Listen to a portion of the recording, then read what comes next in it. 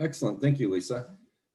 So we have Vivian, Chang, Jinal, Shah, and Matthias, and I'm not even going to try your last name, Matthias. I apologize.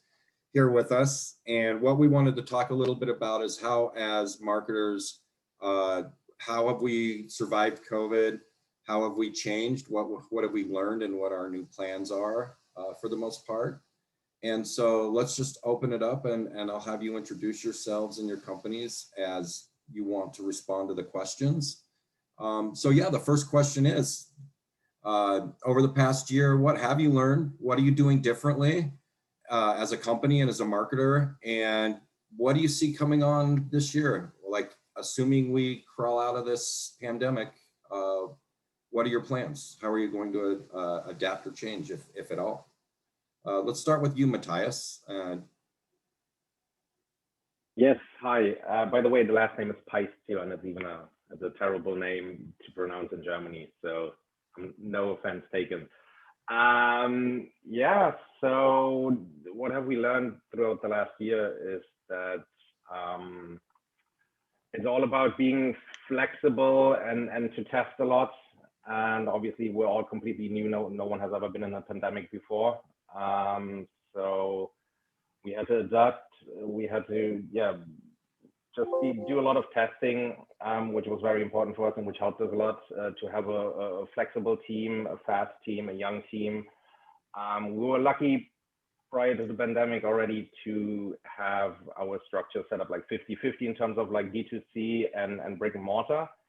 And so it wasn't like, when the lockdown hit, we had to change our complete strategy. We just invested more of our marketing money into ads and D2C.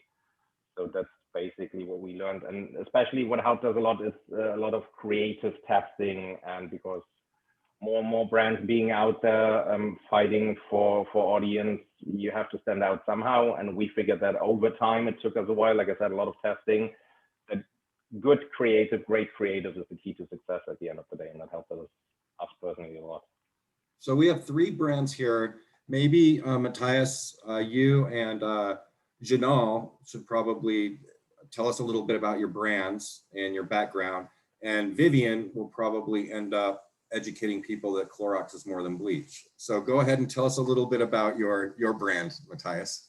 Yes, of course. I should have done that in the beginning, obviously. So Godbag is a sustainable, fashion-forward backpack, and accessory company or brand that crafted the world's first backpack made of ocean plastic. And founded and headquartered 2016 in Germany, grew super fast over the last 5 years. We have now 50 employees over 3 continents. And we finally made the step last year in February, actually, to the States, build up our business over here, opened an office in Portland, Oregon. That's where I'm located, right when the pandemic hit. So it was a challenging year. And you had mentioned that you had started fully brick and mortar, and the pandemic had actually had you make some changes to minimum orders and the way that you marketed. Could you talk a little bit about that? Yeah, so obviously during the whole lockdown, we couldn't sell much to retailers anyways, but now what we come out with as well is we try to help retailers as much as we can to get them back on their feet as well. And so we don't have any minimum order quantities. We're very flexible on pricing and payments, and which helps us a lot right now. I mean, before that, we had a minimum order quantity of at least, I think, 50 products. And we just got rid of that completely. If someone wants to buy 1 or 2 of our backpacks and start with that to see how it goes, we're happy to help. Most of the time, the people come back after a week anyways because they're sold out fast. So that's how we changed and adapted and kind of like helped the retail business to get back on its feet. Okay. And Vivian, how have you responded to the pandemic? Yeah, and exactly right, James, what you're saying. Quick aside, Clorox is an overall CPG company. So yes, there's the bleach cleaning vertical that's been top of mind for everyone, but there's also wellness brands, Burt's Bees, supplements, as well as brands like Brita water filters underneath, even things like Hidden Valley Ranch. So it is really a wide assortment. I am part of the direct-to-consumer group. So essentially, standing up this new capability within CPG so that it's not only dependent on selling through retailers and wholesale, and instead going direct to consumer, having that relationship. It looks different for every brand depending on product selection, what makes sense to actually ship, what would consumers want delivered directly to their homes. But that's essentially what myself and my team does, is figure out the product innovation strategy, build the front and back ends of it, and then the go to market. So in the last year, certainly the cleaning business has been doing very well, but then also all of the different wellness brands, the supplements brands that we have immunity products or vitamin C gummies, like those were also, hit with tremendous demand that we didn't expect at the start of the pandemic.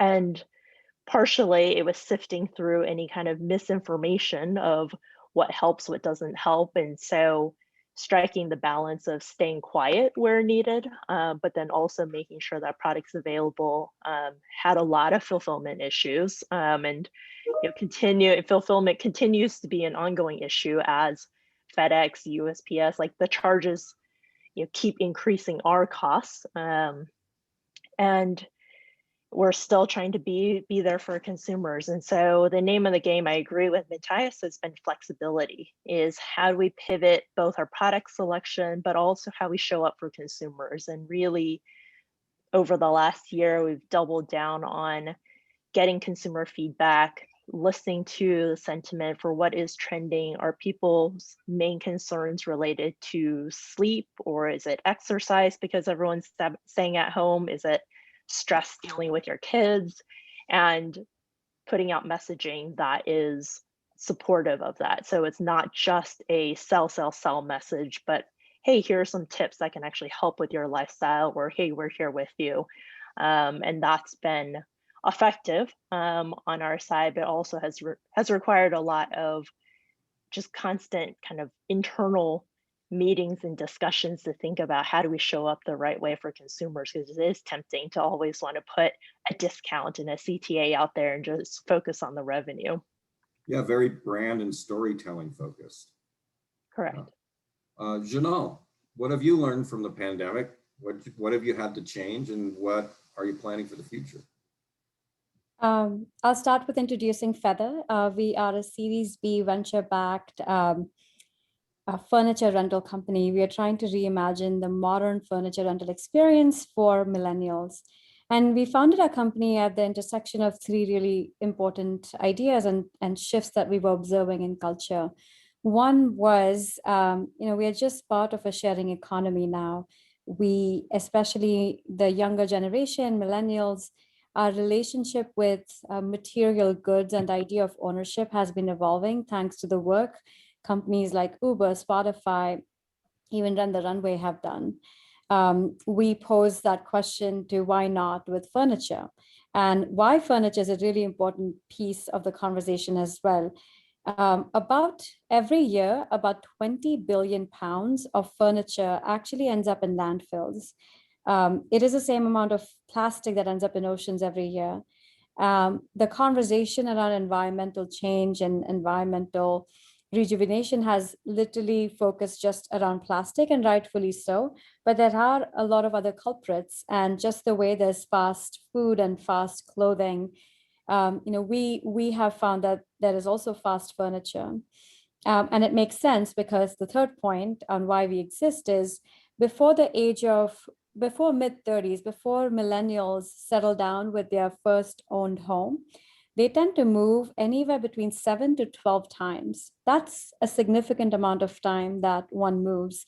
And for various reasons, you're moving cities for new jobs, or you're also moving within cities, a change in your living situation, roommates, no roommates, significant other, breakup, right? Like you have a different situation you're going through. And with that, there's different floor plans. And oftentimes what we found is because fast furniture is so accessible, it is so easily affordable that that is sort of the alternative right now. And we are really pushing for the idea on why buy when you can rent. So that's sort of the premise of our business. We recognize that we're building a new behavior in a category that's extremely nascent. So we're definitely a very different business. We are both a product where we've actually designed and manufactured our furniture, and we are also a service. We offer white glove delivery, assembly, and pickup at the end of the rental term of the furniture. So there's a lot of complexities to our business. Plus, we have a circular model. Rental furniture comes back in, gets refurbished, and then it goes back out. As you can imagine, with the complexities already in our business, I don't even want to call 2020 just the pandemic. I think there was so many important shifts that happened last year. Obviously, COVID was one. I think, Black Lives BLM truly also impacted just at the core, like cultures of companies and how companies wanted to behave. And we were obviously also one of them that took a deep, hard look internally and made some very strong changes in how we wanted to move forward. So I think that 2020 in many ways for us, and I'm sure for many other companies, was a watershed moment. As a startup, you're already used to the art of the pivot. So I don't think that was necessarily that challenging for us. It took us a week to make the necessary pivots. We saw a 400% increase in home furniture, so desks and chairs, and we were pretty quickly able to serve that need. We were pretty quickly able to offer contactless delivery, white glove service. So we were able to make those changes pretty quickly. I think for us, on the marketing side, the question was really not knowing, when the uncertainty would be cleared up and when we should start pouring and accelerating money again with our growth efforts. So I think that just uncertainty prepped us in a way to make sure that we were ready to take advantage of markets as they opened up. But other than that, I think on the marketing side, it's not that anything's drastically changed the company. I will be remiss if I didn't speak about our DE&I efforts, which I think that also as part of 2020 have taken on a pretty significant importance within the company and specifically within the marketing team.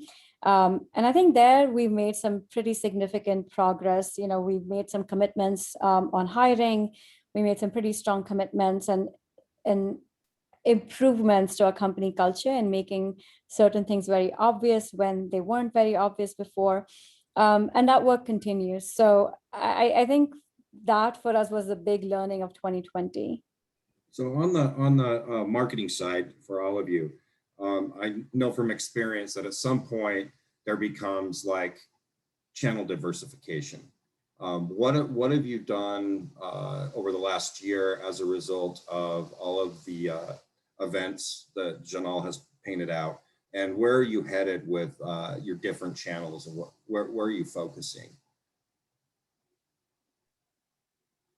Well, I can jump in because we had a very extreme 6 months. Clorox corporately pulled entirely out of paid Facebook, Instagram for 6 months, July through December, as taking a stand in relation to feeling like there wasn't enough done for fake news and relation to kind of Black Lives Matter and all of that. And so what that meant for direct to consumer, where paid social is such a foundation to doing that brand storytelling and direct responses, it forced us to think about other ways, things like DRTV, podcasts, really leaning in on partnerships with other brands that had a similar target audience or similar brand ethos to continue showing up for consumers. So it was, I think, great learning. We did see that there is a halo effect to paid social, that there was real revenue trade-offs that we weren't able to capture on lower search performance or lower Amazon performance. So certainly that was the learning. But on the other side, we're continuing forward with this broader diversification of things that I think of as mid-funnel, driving consideration, you leaning in, continuing into podcasts and DRTV, especially where we've seen some success there, and then following through with retargeting across all the channels. I think that's going to continue to be our approach there. And partnerships, as well as I think as things start opening up, how do we do more with retail to introduce the brand? So moving beyond just the digital channels is some of the things that we're taking away. So given the poll results, I'm going to jump to a different question. Let's talk about measurement and performance. When you started out last year, how did you measure? Has it changed? What are you measuring and how? And then what are your challenges? And I mean, like, we can't not talk about iOS and the death of the cookie. And how are you planning on getting over that hurdle? Yeah, I'm happy to jump in. So yeah, for us, we had to focus on two things because we were building the brand in the US as well during the last year. So not only immediate ROI was important for us, but also the traffic in general that we got to our sites and the conversion rate as well, obviously. So that we had like two foundations. First of all, obviously the immediate ROI to refinance our whole operation, but at the same time also to see it a little bit like mid-long term and see that the interest in traffic in general is increasing. And yeah, so has been good. Other than Clorox, we actually invested more into the in ads, Facebook ads, Instagram ads, just because we're a young company that targets more or less young people. And so this is our main focus, where our target audience is. But we also now with the new iOS update, trying to expand as much as we can in terms of like marketing efforts. I think we do everything except for TV. So I might talk to Samuel Media afterwards. Other than that, we're basically trying to do everything we can on the e-commerce side of things. And Jinal, you had mentioned that you were also diversifying your channels in the same manner that Vivian was speaking about. Can you tell us a little bit about how you're diversifying and then what the challenges are, if there are any, on the attribution with that diversification?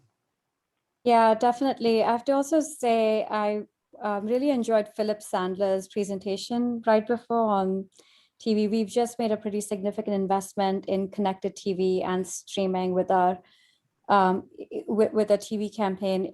You know, for us, we have a longer consideration window for our business. And we were deeply impacted when Facebook made its attribution changes. And especially now, we're beginning to see our CPAs and CPCs go up with the new iOS changes as they come into effect.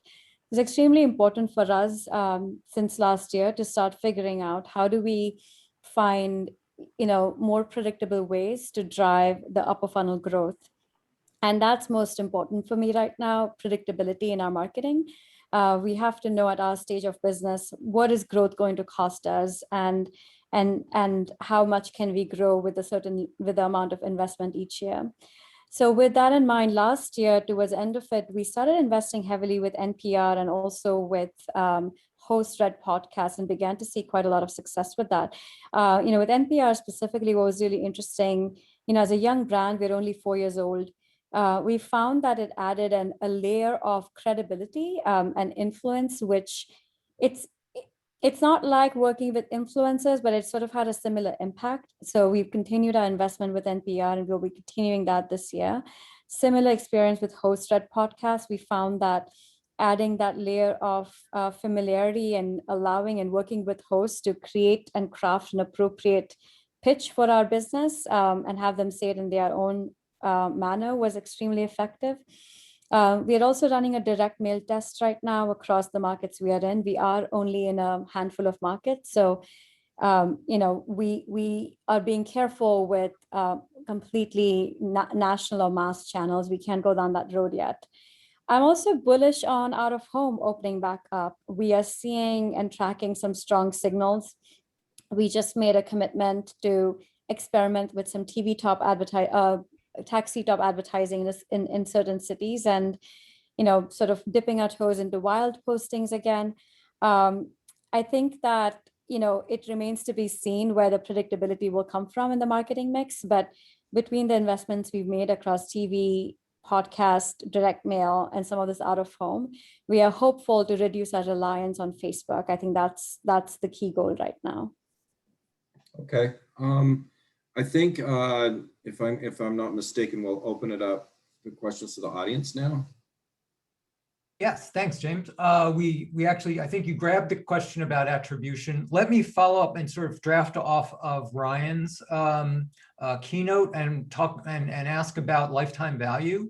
What are the things that you guys have implemented in the last year that have been most instrumental in increasing the lifetime value of your customers and retention?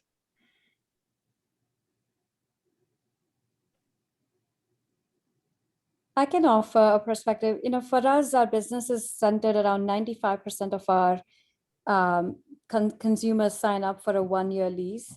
We realized that, with last year, with the type of movements that were happening, people were leaving cities for temporary homes, required temporary furniture, and now they're coming back into the city.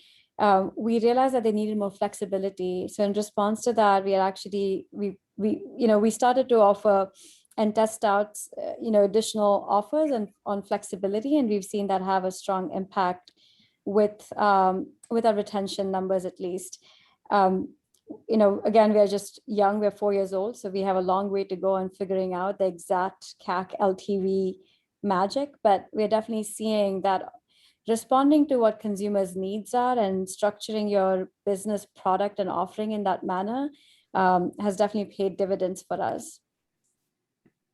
I agree with Jinal there. It really is thinking about the consumer experience, and it maybe sounds trite, but I think it starts with having the right product mix, like literally the physical product and the innovation. And so we put a lot of effort there, doing ghost campaigns to get consumer sentiment, talking to people, looking at research out there, and then pivoting along the way based off of data that we get. And I think that's an important piece. And the second is to focus on the right metrics. So we know that getting someone to a second purchase is a really critical KPI for lifetime value. So that's both acquiring the right type of consumer, and then on the retention side, having the right welcome journeys and reminders and so forth to also get to that second touch point, so that all teams are working towards that KPI. Yeah, for us, I mean, it's kind of like the same what Jinal said. We're also a young company, 5 years old now. And even though we reach a lot of people by now, and like I said, in different markets, lifetime value is hard for us to achieve as well, because we're a sustainable brand that tries to not throw out too many seasons per year. Basically, we're the opposite of fast fashion. If you buy a backpack from us, our goal is that you have it for the next 5, 7, 10 years whatsoever. Even if you don't use it anymore, you send it back to us and we can recycle all of it. So it's hard to get that customer again because we don't offer too many different products. But what we do is we obviously are a mission-driven brand. We show as much of our own cleanup that we, for example, organize in Indonesia and all of that, to catch people to talk about Godback, to talk about our mission. And therefore they buy, for example, our backpacks as gifts to their friends, parents, brothers, cousins. That's how we really get customers to come back and rebuy stuff, even though they don't need it for themselves. But like I said, like gifts for their family. That's really how we were able or successful in the last years to build the business and to grow beyond what we would be able if we didn't have that mission focus and a sustainability factor and all of that. Because people believe us, people like us, love what we do, and gladfully. And so that's why they want to share what we do, want to share our mission, want to share our products, and come back and buy again. We do have to move on, but we've got a great question in the chat window for Jinal and Vivian about podcast measurement. Could you guys stick around and answer the question about how you're measuring podcast measurements, so we can move on? And with this, I want to thank James and all of you for a wonderful panel. Thanks so much for joining us today. Thank you.